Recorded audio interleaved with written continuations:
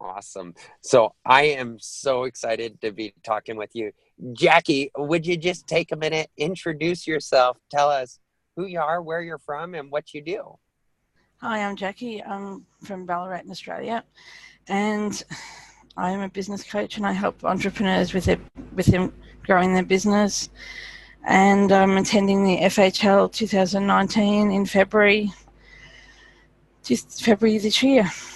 Awesome. And how did you first hear about ClickFunnels and Funnel Hacking Live and all that stuff?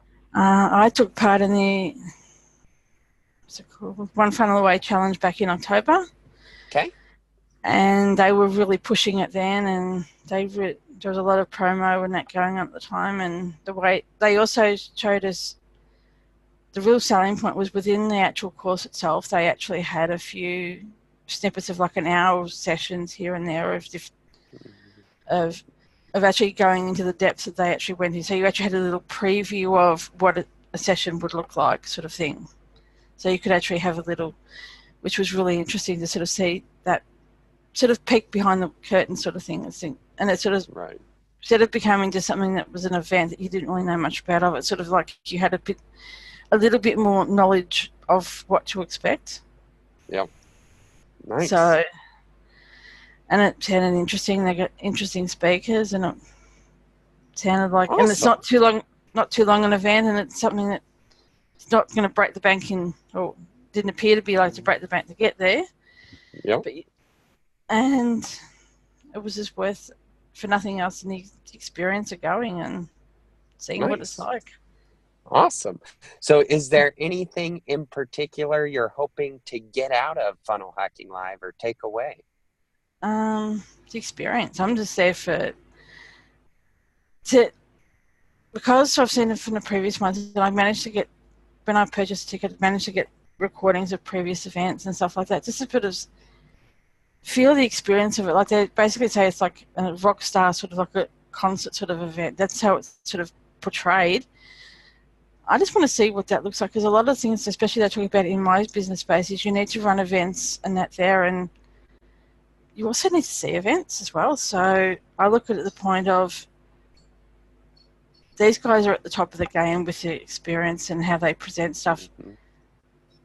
And the only way to really say what an event looks like and how you should plan it is to actually experience what was the good parts, what was the bad parts, what would you do differently, Yeah. what could be adapted to Australia sort of thing. Because there's a few places here where, okay, they're not quite the place where they're doing right there, but the nearest place in Australia, in Melbourne, that would probably be the closest would be the Crown Casino Complex.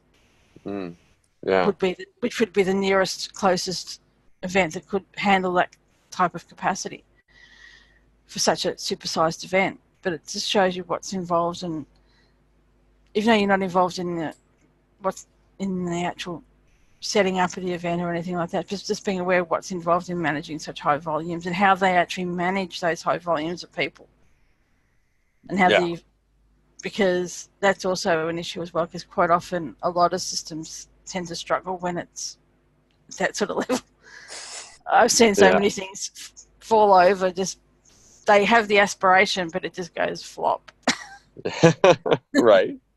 Yeah, so It takes time to it takes put time and plan. And this is their fifth year of doing it, so they should be expert at doing what they're doing now. So yeah. So uh, it sounds like one of the things you're really hoping to get out of it is to see how they do events yeah, for and look at the yourself. event. Yeah, for myself, even though I won't be doing anywhere near that scale, but if you can see the bigger events, all you got to do is just condense it down. Look Hmm. at how the arrangements, but also look at what's like from the customer experience perspective. I think that's also important. And that's why I was interested in what you had to say about tracking the Yeah. experience, because that is also an important part of that, to sort of have it, because you don't know, because you might set your expense out there, but you're the one on stage, so you're not necessarily aware of what your customer is experiencing Hmm. and how they're seeing it from their side of the fence. So Yep. It's so true. what sounds good to you on stage sounds completely different to your customer. It is a great point. Well, Mm, very cool. And yeah. so are there any particular speakers or anything that are going to be on stage that you're like, I can't wait to hear them? I'm interested in, I think they're doing a thing on virtual seminars, which I think is something I'm very interested in, because I'm in a situation where I'm located in regional Victoria. Getting to places and getting things is 100 Ks between everything, at least. A minimum of 100 Ks, can be more. And it's like, it either occurs in overnight travel, there's a lot of hidden expenses in that. But why should that cost impede the flow of information? Right. And if I can, why should my location matter? So much is becoming online learning nowadays.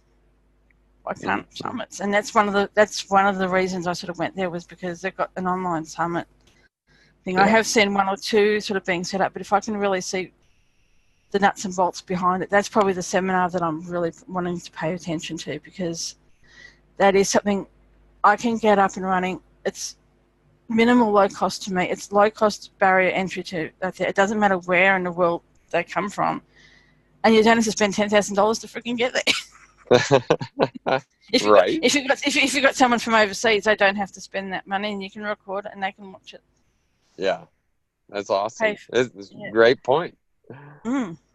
So, I guess my last question would be, is there anything specific that you're going to be judging return on investment for going to this conference against? What I can actually implement and what I can actually take notes of, and I plan on taking some, like, writing a lot of notes, and to be able to get as much down as possible, hoping they don't talk too fast and I can actually get the notes down. One advantage of having been a former uni student is I'm used to note taking, so that's not a drama. Yeah. But just sort of getting everything down, and then sort of being able to take my notes and be able to, what I can actually implement from that, and see where it goes. And all you can do is learn and take it forward and implement it. Yeah, that's true. Because there's just so much information and in a condensed form, but it's that's what you're going there for, is to learn that stuff and to learn from the best, and that's where the best are. So you go there. Yep, you got to go there. Well, awesome. Well, I'm so excited that you're coming all the way from Australia. That is amazing. Hopefully I get to meet you there. And if not, I'll reach out afterwards and we can connect again. And I'd love to hear what you learned and how you're going to implement it. And we'll go from there. Yeah, no problem. Yeah, because when I actually leave the event on the Sunday, I don't actually get back to Australia till the Tuesday. So it'll probably be later in that week. Awesome. Yep. Yeah. No, I found after events, usually there's about a week of just trying to get your feet under yourself, and then we start doing the interviews. So no, that'll be great. Well, thank you so much, Jackie. I appreciate your time today. Yeah, thank you, and thank you for yours. You've answered a number of questions for me, which I really appreciate. You're welcome.